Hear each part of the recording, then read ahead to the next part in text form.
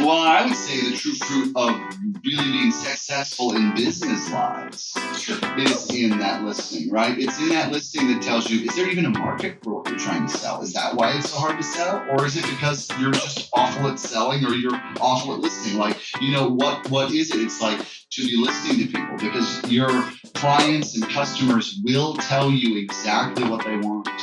You may need to ask them some questions to help them get clear, to uncover that through that process, but they will ultimately tell you what they want. It's not supposed to be a guessing game. And people operate like it's a guessing game, or hoping like, if I tell you all about me with enough enthusiasm that you'll hear something you like and you'll buy it. Everyone's in the room to sell and to be heard. No one's in the room to buy and to listen. Are you telling people what they need? Or are you listening to what they want? Have you wondered why 50% of all businesses fail? Greatness comes just on the other side of comfort.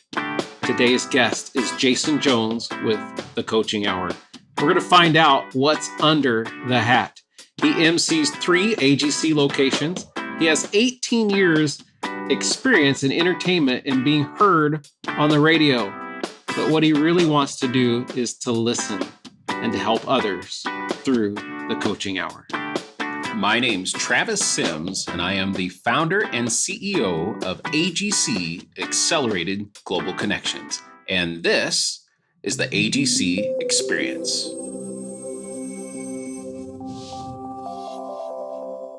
Banner season. It's about mailboxes, not inboxes. Building better relationships has never been easier. Using our platform, you can easily send a card and personalized gift to anyone with a simple tap or click, or totally fully automated. Stop the digital overload and do something that will mean so much more. Banner season is the easiest way to wow people and the way for you to really get their attention. Develop stronger relationships, increase revenue, and improve your retention. You know you've reached an entirely new level when you inspire customer referrals and you don't have to constantly ask for them. For more information, contact Bo Young at 320-249-1576 or go to betterappreciation.com. Well, I am super excited to have today's guest on the AGC Experience podcast show. Jason Jones, I've known you for a while. We've been in the same circles. We've done some work together. Inside AGC, outside of AGC, you've become a friend of mine, and I appreciate what you do. He's with The Coaching Hour, and you get to work with amazing businesses all the time. That has to be great and fun. For our audience that's watching or that's listening, tell them a little bit about you. A little bit about me. So for a coach, I have a really weird background. It's when I went to my coaching school, it was kind of funny because it was like everybody's like, I'm from HR, or I'm an executive making a transition to support other executives, or this thing that's like the entertainment business for 18 years. What's a guy from the entertainment business coming into coaching for, right? So the first half of my life was all about being heard, right? I was a radio personality for 12 years, and a small business owner with a variety of entertainment companies, or entertainment training companies, performance training companies, kind of thing is what I'd done. And so it was all about like expressing myself, speaking, people hearing me, that sort of thing. Yeah. And like the shift over to coaching was when I really started to do some transformational work on myself and really develop my own self and my own constitution, if you will, like kind of where am I authentically coming from? Yeah. It's like what I really got that I was really missing is hearing people around me. Like when I started to get trained on how to actually listen to people, I started to realize like how much I've been missing. And because I've really been mostly just talking to myself about whatever you say or what everyone else says, or, whatever that is, or trying to be funny, right? That's then where I'm at. And so it's just been like, it's turned out to be this like amazing, rich balance because I put so much time and effort and energy into being able to articulate clearly, simply, in a compelling and emotional manner which is all about, that's being a radio personality. That's it, Yeah. right? It's like to communicate in a way that people don't want to go anywhere, that they will sit through that commercial, and not only sit through the commercial, but you want to take some kind of action from hearing it, right? To be someone that can like really set that aside and just really get and understand where you're coming from. So I give you an experience of being listened to. So there's two experiences, right? There's experience of like, you listening to me being animated and share the way that I do and express the way to do, and people find that entertaining and stuff. And then there's like when it's your turn to talk or the other person to talk, for me to really give all my focus and energy and attention to understanding what it is that you're trying to connect with me about. And it's what surprises me about it is that it's so rare. Yes, and actually, I was just thinking this in my mind, and first of all, I love that you're so balanced that way, because I recognize as a fellow entertainer, spending all that time as a magician, and I hear your radio voice come out, and especially when you're on stage. Especially now, right? Right? Probably like, there's a microphone in the room. Sunny in 72. But when you're on stage and you do a lot of talks, and you've had a talk on the AGC stage, you are our MC for 3 locations now around the Twin Cities, and so I hear that personality and that enthusiasm come out. But man, you just keyed in on something that I'm so glad you went to, was that listening portion. And, I've found in the world of networking that that's also a lot of what's missing with people, is that everyone's there to sell, everyone's there to be heard. And there's so many people that's like not there to listen. So when you find that, oh my gosh, there's someone here that's not trying to sell me, they're authentically trying to listen and get to know me, that's where the true fruit of, I think, networking lies. So that's really, really cool to hear. Well, I would say the true fruit of really being successful in business lies is in that listening, right? It's in that listening that tells you, is there even a market for what you're trying to sell? Is that why it's so hard to sell? Or is it because you're just awful at selling, or you're awful at listening? Like, what is it? It's like to be listening to people, because your clients and customers will tell you exactly what they want. You may need to ask them some questions to help them get clear, to uncover that through that process, but they will ultimately tell you what they want. It's not supposed to be a guessing game. And people operate like it's a guessing game, or hoping like, if I tell you all about me with enough enthusiasm that you'll hear something you like and you'll buy it.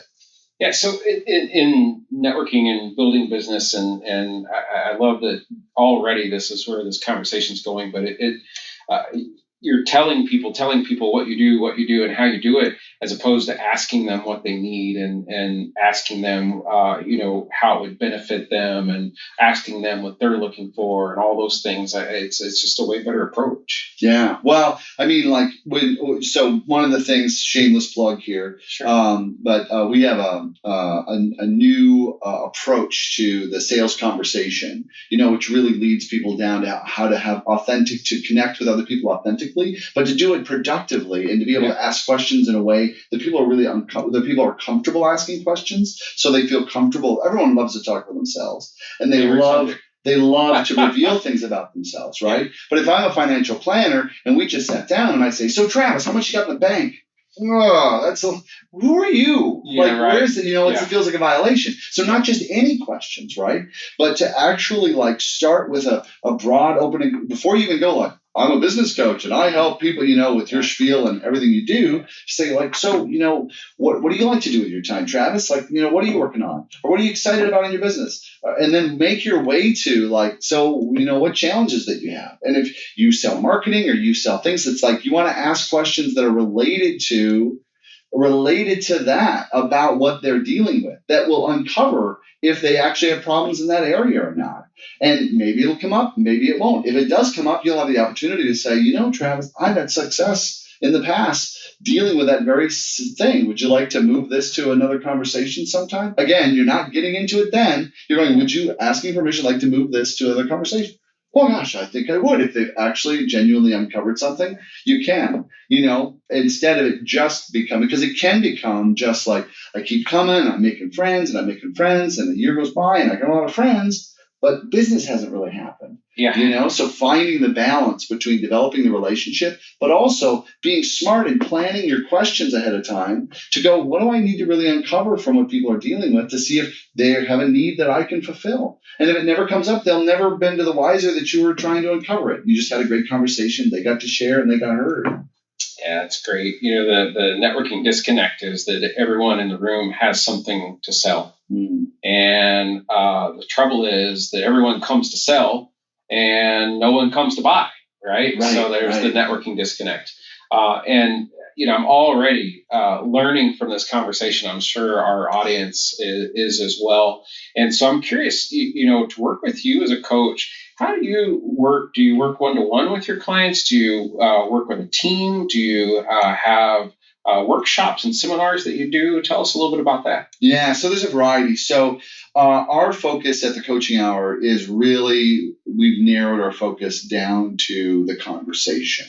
And really, we really see that the conversation that you have with anyone is what's going to make your business survive, thrive, or fail. Is going to happen in that. Like everything happens.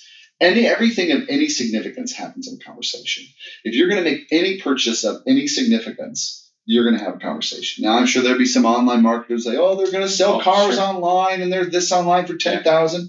But even that, I would say, you would go and buy a Subaru online, let's say, because you had an experience with that Subaru, you've had conversations about it. There's been a whole lead up before that happened, right? If it was like brand new car company, buy online, I don't know if we'd all be lining up and jumping in, right? So it really comes down to that. Also, conversations are what actually get people engaged. It's what makes movements happen. It's what can give people agency over their own lives and their own circumstances. So this is why we're really, really passionate about it, because we see it as a really big universal access to give people agency to take themselves out of whatever situation they're in to put themselves in whatever situation that they want to be in, right? So let's bring that into business. So we work with organizations in very small business. We work with the micro businesses, the one-person startups. I have a very special place in my heart for that because that's who I've been my whole life. I mean, technically I still am. I only have a team of 5 people, and we're still really micro, really small. And I still feel like I'm washing the windows and vacuuming the rugs and, as well as setting up the meeting and putting out the catering, It's not to that point yet. I know personally. You know very well about that. Yes, exactly, right? Yep. Like wearing all the hats, right? And then after everything's all set, then you put on the suit and wipe off the sweat and go, okay, I need to look fresh like I just walked in here. That's exactly right. So we help them. And if you've read E-Myth, I think Michael Gerber really he really nailed it better than anybody else. 50% of businesses fail. There's a failure rate. I don't know that they failed. Failure would suggest that they didn't have a product or that their product wasn't ready for the market or things like that. My theory would be, and this is along the line with Gerber too, is that the people that set out to run a business did not have the skills. They understood their technical skill, but they did not understand how do I participate in the market? How do I communicate in a way that people recognize me as a solution and can engage with me? It's a problem we see with people in networking all the time. And they're just like, oh, I'm just going to talk about me. Or I'm going to talk about this. They do all these approaches because they just don't know. And they just think if I just talk about it, it'll just happen. Right. So we have a program, a year-long program that we engage with people so that we can help them where they're at. That has a curriculum that gives them the training, the tools. It has coaching to give them the guidance and the push and the encouragement to go. Those rates have got to go a lot higher than that if it's going to be a real viable business. Because most people really, the big shock they find out once they get in with us and they start working the numbers and they go, wow, to earn 6 figures, I actually have to sell at a lot higher rates than I'm comfortable selling at. Yeah. So then it becomes like, how do I get comfortable being uncomfortable? So that's how the whole sales conversation training got born, because like of everything in my program for my solopreneurs, the biggest jam was the actual sales conversation. Because so many people have so much stuff they don't want to be in a sales conversation. There's not much left for them to be when they get there. Yeah.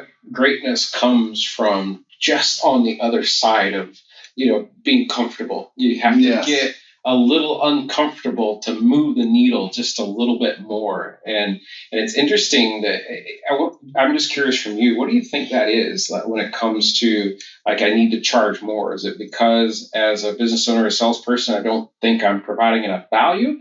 Is it I'm afraid that the other person won't be willing to spend that? What is the barrier from getting them to charge a little bit more as you work with people? Well, for one thing, most people that, like, especially of the solopreneurs that are going out to start up their own business by themselves, Yeah. other than having the interview and negotiating their salary, and then that's just what they're going to get, or their hourly rate, whatever, that's just what they get, and they go in and they put in their time and that's what they get. That's the only time they ever talked about money.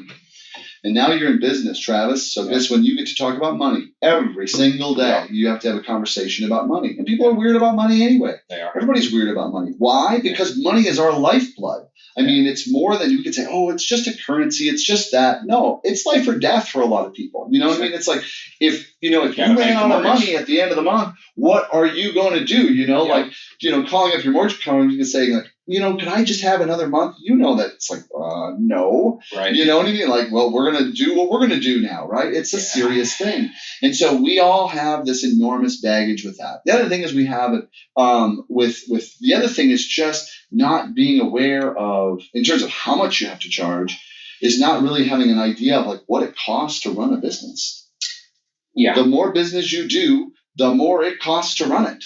The more great ideas you have to put into it, the more it costs for it to go. The more you grow, the more you have to leverage in costs. The risk never goes away. It's always managing that risk, right? So they get present to what that costs, what the cost of and then add into that. That's just business, right? So then you add into, and I'm sorry if I'm going to scare everybody. I brought this up to my member of my team, and I said, when I took about our program, I wanted to talk about all this stuff. And they said, well, you're going to scare everybody. Nobody's going to go into business. They're going to go, I quit. I'm going to go back and get a job. But when you look and do the numbers, it is a bit terrifying to go, like, all right, it costs me this much for disability in case I get disabled and have no income.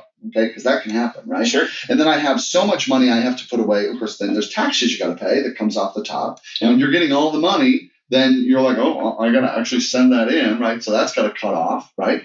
And then there is your health insurance. Now, health costs are crazy in this country. We don't have to be political about it to know that it's really expensive. Right. And if you have someone with a chronic illness in your family, it's even more so, right? So that risk is high to be able to do that. And then there's just the same, the mortgage, the car payment, the things that we would say that just are our basic needs. I need a car to get where I'm going. I need a house, have a place to live. I need to insure those things. When you add all that up, and if you have any kids, it's an extraordinary cost, right? It's like suddenly earning six figures isn't like, woo, I'm rolling in the dough. Let's go to Vegas. I know, right? Earning six figures is like, I can breathe. Yeah. Right? It's like I've paid all the bills kind of thing. So then that translates into, like, what do you need to charge and what are you going to do it? So if it's like, well, I'm going to be a millionaire at $50 an hour. You don't have enough time in a day to be a millionaire at $50 an hour. I heard a statistic not long ago that the average American is 3 to 5 paychecks away from being bankrupt. Yeah. Like if they lost their job tomorrow and had to go find something else, if they couldn't get there in a 5-week span, they would be in major trouble. Yeah. And so, oh my gosh, if you're a business owner, a salesperson, an entrepreneur, a CEO, or an executive, and you're watching this video right now, and you're listening to it, I think taking working with a business coach moves the needle just that much more. It's like it's getting from good to great. It's going from great to excellent. It's getting it up just a bit to be able to go, you know what, not only can I breathe, but I can now go on the vacation I want to take. I can expand into the business that I want and to have a sounding board person. Because if you like to work with entrepreneurs, if you like to work with solopreneurs, we don't always have a team, right? Mm-hmm. We don't always have someone to bounce that off of, but having a business coach allows you to have that and have someone looking in to help you get there. So I love it. Thank you for what you do. Oh, yeah. Isolation is such a big deal there. It's like you have to be able, it's hard work. very well with all of your endeavors that you've even been really successful with. Sure. You were successful because you ground it out and did the work that needed to get done in order for it to happen, right? I think a lot of those failures of that 50% is like, I give up, because it's really, really hard, right? Yeah. And so then to go, am I doing the right things? Does it take this long? Is it this hard? The answer is yes, yes, yes. It's all of those things, right? Yeah. So a coach can really help you to maintain believing, yes, I'm doing the right things. I just need to keep doing them. We're moving forward. It happens. I mean, I see a pattern in our mastermind happen, in the first 3 months is when we try to get the most amount of energy. It's like, go, go, go, go, go. Like to really get it going so that they start feeling, oh, hey, sales are starting to come in. I'm starting to feel some momentum and some confidence is starting to build and they're starting to believe. So once they start to believe, then the things can really start happening and start going that way, so that they can become known for a specific, known for something specific, and really take off. Yeah. Jason, you've done a great job of branding yourself.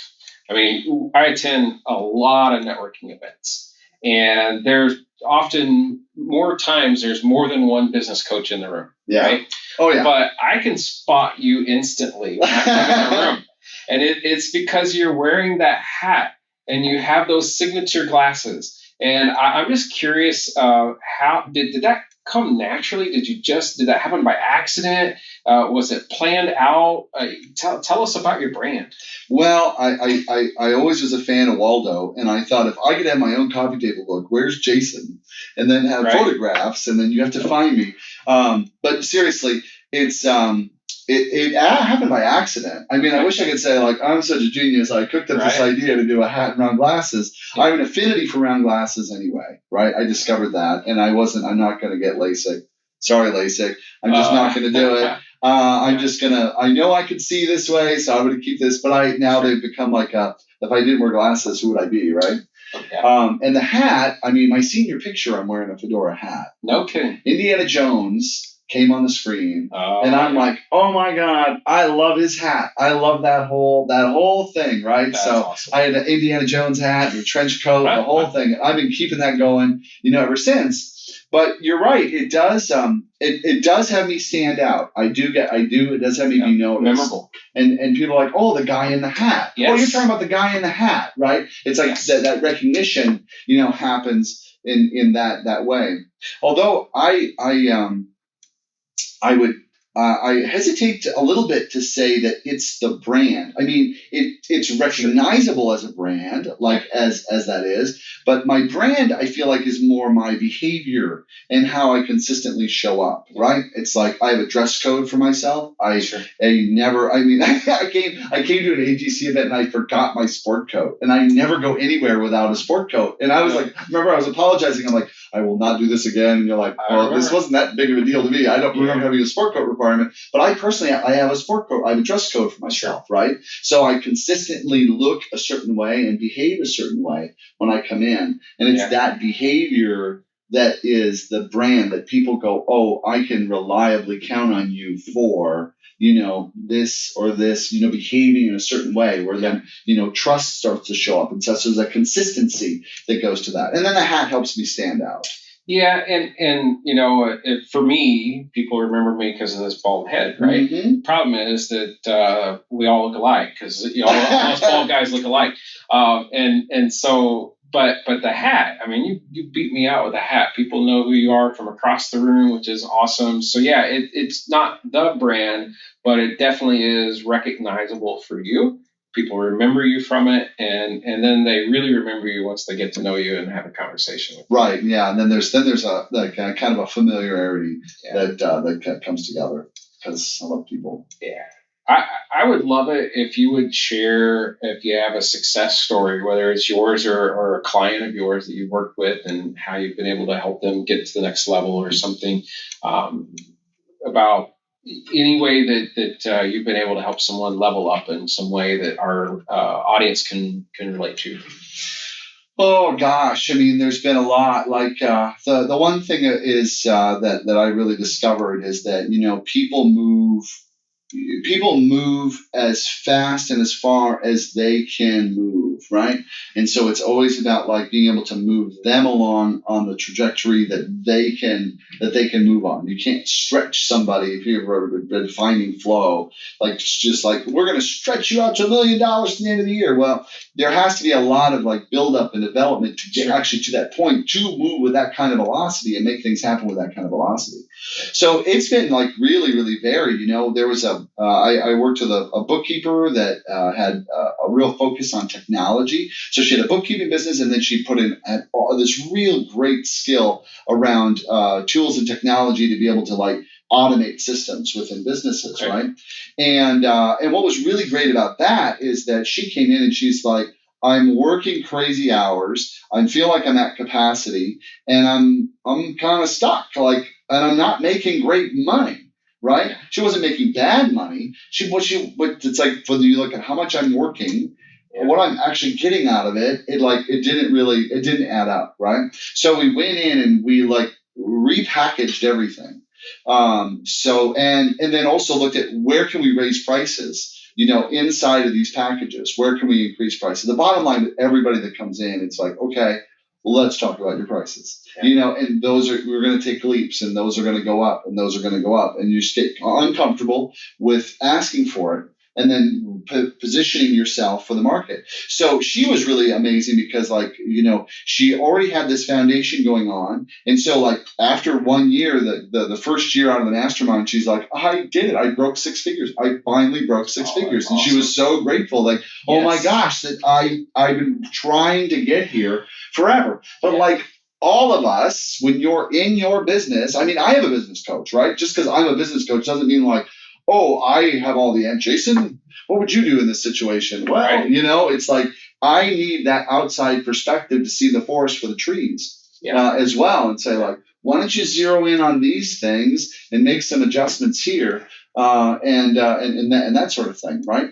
Yeah, no, I think that's a great point too, because the best business coaches in the world have business coaches. The players that are running up and down the court or on the ice or on the field or whatever, they have a coach with a clipboard saying, hey, let's do this, let's try that, and they're challenging these multi-million-dollar athletes that are out there doing it, but they have a coach directing them on the direction to go. So it's so good to know. Yeah. I think there's a direct correlation between the commitment to your vision and the commitment to manifesting something. And those that are 100% committed, they're all in. There's no plan B. They're going to make this happen come hell or high water. They're determined for no other reason other than to see if I can, or because I said so, or for whatever that is, right? Yeah. And what I find is that those are my clients. Okay. Those are the people that engage in with coaches to go like, okay, I'm not going to be able to figure this all on my own. And I need to continually up-level my game in order to play big, to go big.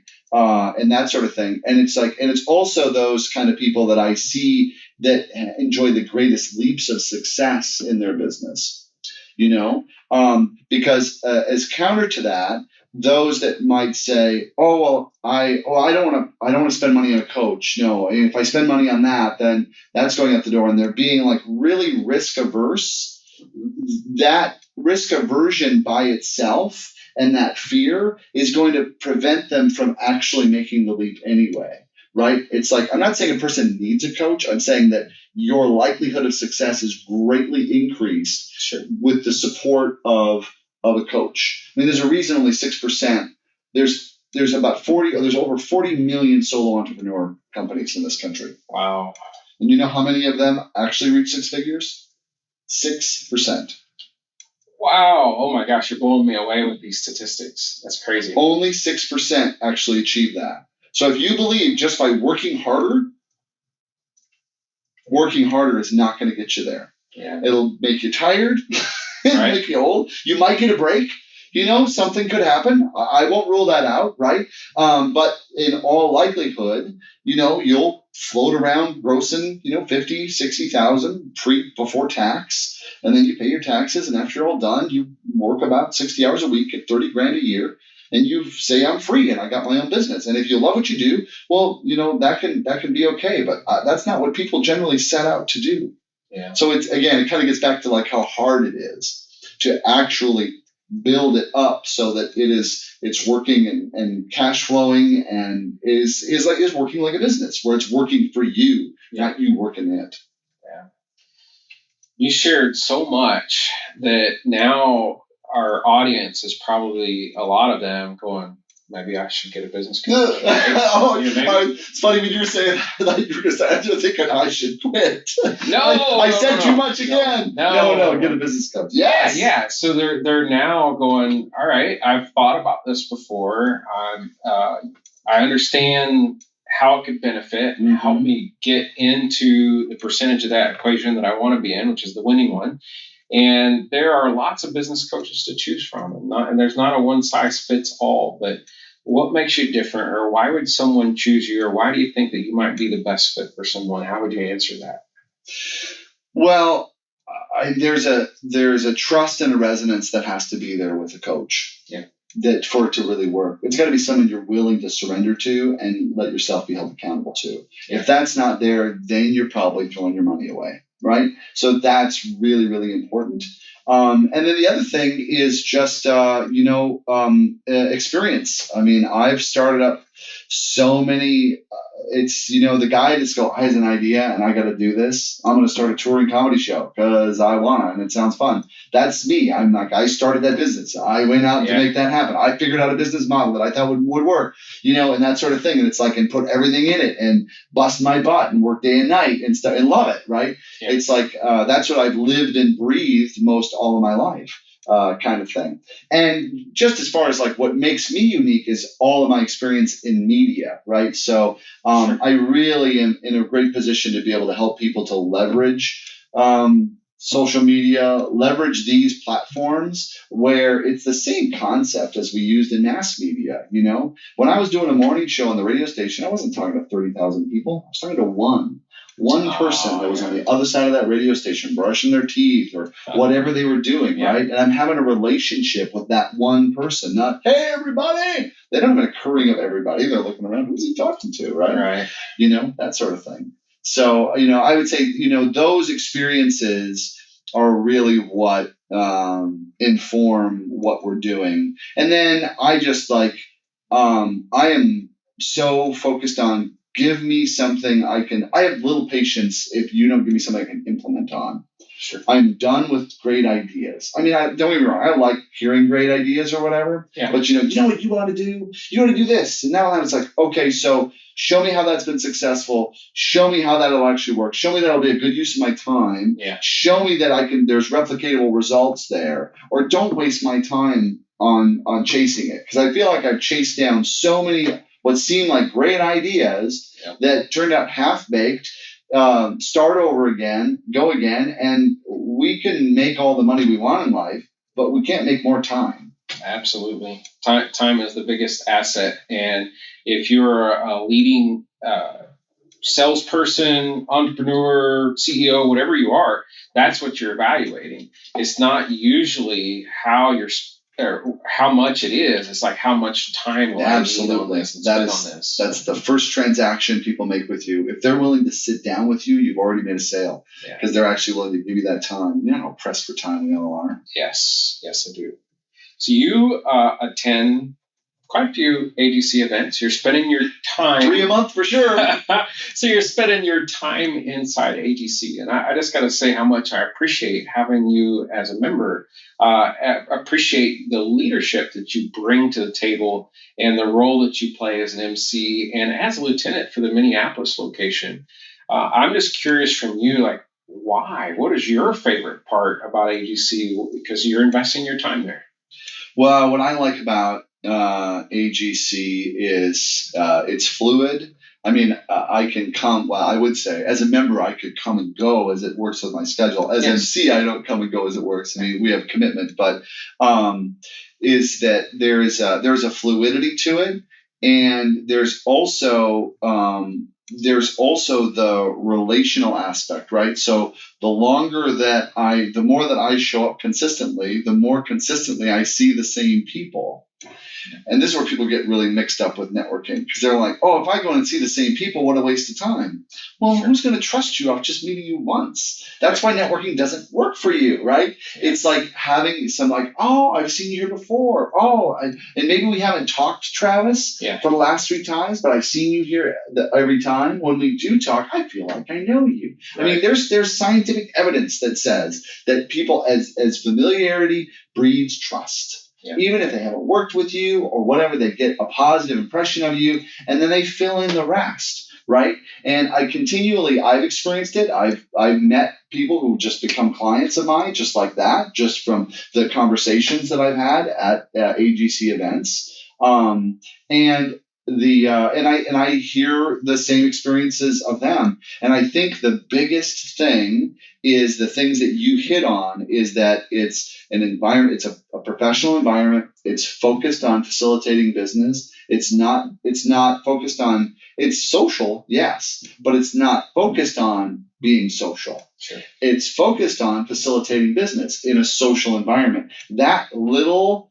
deviation makes a universe of difference in the whole experience. Versus hey, it's network live after 5 kind of thing. Let's have drinks. Well, that's just kind of social. What are we doing? Kind of what's going on. There's some structure to it. There's connectivity to it, and it's just a really feel good event. And the most important thing is that I want to have, because I'm starting to now. I'm too busy just to meet people for coffee. Sure. And I don't want to ever say, Travis, is this a sales conversation or are we just going to be getting to know each other? Because if we're getting to know each other, I can't. I don't ever want to do that to anybody, right? What? I'm not worth it just to get to know or talk? That's not even workable. That's rude. I mean, I have all kinds of bad things to say about that, right? Sure. But what AGC does for me is that I can say, oh my gosh, I'm booked solid, but I am at every AGC event. Can you come to this one on Wednesday? You can? Great. We'll talk then. I'll make time for you when we're there. So then I'm there. Maybe I introduce them to somebody else and stuff. I have an invitable event with AGC that's always consistent. It's always quality. It's always a great experience. Nothing that embarrasses me is ever going to happen. It's always going to be like run well. It's always going to happen. I'm not going to have to be like, oh, I got canceled again. It's all of these things like really play into me having an invitable event that I don't have to pay for. Yeah. I mean, as a member, I pay, right? But it's a small price to pay versus me running my own event. Because I run my own events. Yeah. I have run my own events. I'm going to be starting another event just for salespeople, right? Yeah. The events are part of the deal. And it's it's an enormous amount of work to create and maintain an event. It takes a ton of time and energy. That's why, for what you pay in a membership, I mean, you should just, if you're thinking about being a member, get a 5-year membership now, because the value of it is really 3 times for the potential that's really there, and to be able to have it. And I'm not the only one that says that. Like Michael Port, Book Yourself Solid. It's an old book, but it's a goodie. Yeah. He wrote it for solo entrepreneurs, basically step by step. These are the strategies to really fill your practice, and one of them is have an invitable event to bring people to. That's great advice. Thank you, by the way, for saying all that.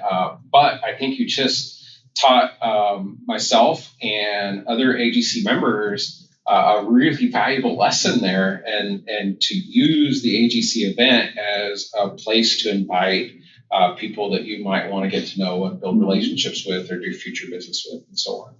So at this point, and there are people that are watching or listening and going, all right, I want to do a business coach. And Jason sounds like this incredibly smart person. And I identify with a lot of what he had to say. Okay, I have another idea. Can I interrupt you? Yeah, sure. Because I'm just dying to share this idea. Okay. So, because I've been thinking about this anyway, because I was thinking about AGC, and I was thinking about the potential of AGC is also groups and groups, right? So it's you could bring together your own referral circle. So I could find 4 people that are my ideal referral partners. And I say, okay, let's refer each other business, the 4 of us. We're just going to work together, just the 4 of us, no more than that. And we're going to meet regularly. Where are we going to meet? We're going to meet at an AGC event. Yeah. We're going to do it every month. We're going to have a real quick meeting, maybe at the beginning or at the end. We're going to maximize our time doing business while we're there, maybe do some introductions, kind of, wingman kind of thing, really maximize that. Yeah. But to make these events those events to meet up to facilitate that and that sort of thing. Yeah, I love it. I love the way your mind works, and I appreciate your expert advice on things like this. It's invaluable to have someone to bounce things off of and to be able to soak up and listen from. Thanks, Travis. And as I was saying, I know our audience may be deciding now is the time to hire a business coach to find the right fit for them. And so if someone was looking for you, how would we find you after today's podcast? Well, it's easy. If you find thecoachinghour.com, you find everything you need there. We've got workshops there, and we've got stuff at every price point. If you're like, I'm totally broke, I'd love a coach, but I just don't have the money to spend. I mean, legit. There are people that legitimately don't have the money. And I get that, right? Everybody's at where they're at. And I wouldn't want to tell anybody to well, don't go into business unless you can dump 30, 40, 50 grand into it. Yeah. So we have workshops that that people can engage in.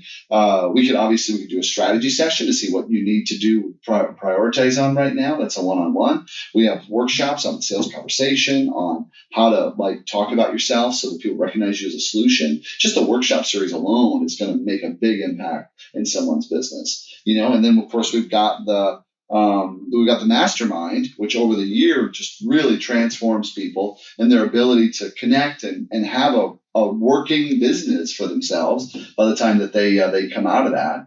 And then also at the website there'll be our monthly meetups that you can come to learn something new about your sales conversation to improve your game.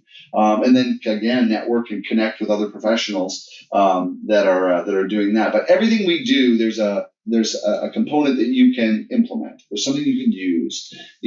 Great ideas and tips and thoughts. That's all that's good stuff intellectually. But I feel like when people want give me something I can grab a hold of and go out and get a client or get some business or grow or make something happen. Give me something to make something happen.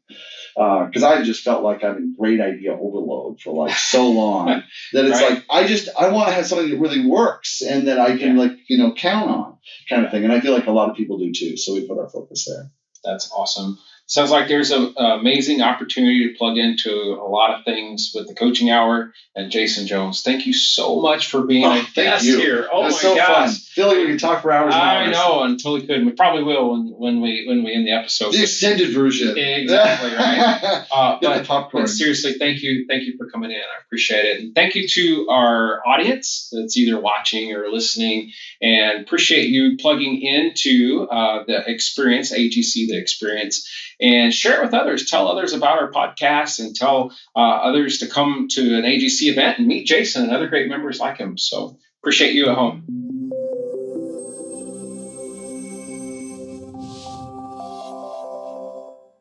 This podcast was produced by Elation Studios. Go to www.elationstudios.co. That's www.elationstudios.co to learn more. Elation Studios. Discover your voice, clarify your vision, build your life.